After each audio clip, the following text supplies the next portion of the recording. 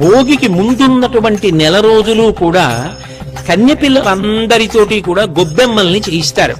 గొబ్బెమ్మ అన్న మాటకు అర్థం ఏమిటంటే లక్ష్మి యొక్క ఉపాసన అని అర్థం.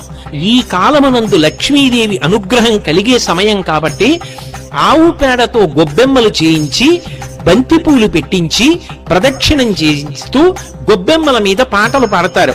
ఆ పాటలలో వాళ్ళు సంతోషాన్ని పొందుతారు. భోగి పండగకి ముందు ఈ గొబ్బెమ్మలన్నిటినీ కూడా కన్యపిల్లలతో పూజ చేయించి ప్రతిరోజు తల్లులు పులగం వండి నైవేద్యం పెట్టించి ఆ పులగాన్ని పెడతారు. కన్యపిల్లలందరినీ పిలిచి ఈ గొబ్బెమ్మలకి పూజలు చేయించి పులగం సైంధవలవనంతో ఈ పాళ్లలోనే ప్రతిరోజు వండించి అందరికీ ప్రసాదం పెడుతుంటాం.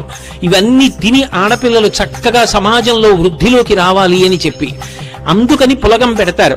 ఈ ఎండిపోయిన గొబ్బెమ్మలన్నింటినీ భోగి మంటలో వేసేస్తారు. మంచి ఆలోచనలను, ధార్మికమైన అభివృద్ధిని అగ్నిహోత్రుడిస్తాడు.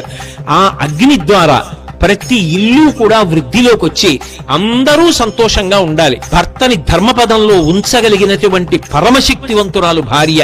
అందుకే అటువంటి స్త్రీని కాపాడుకోవడానికి ఈ కాలమునందు గొబ్బెమ్మలతో ఉపాసన చేయిస్తారు.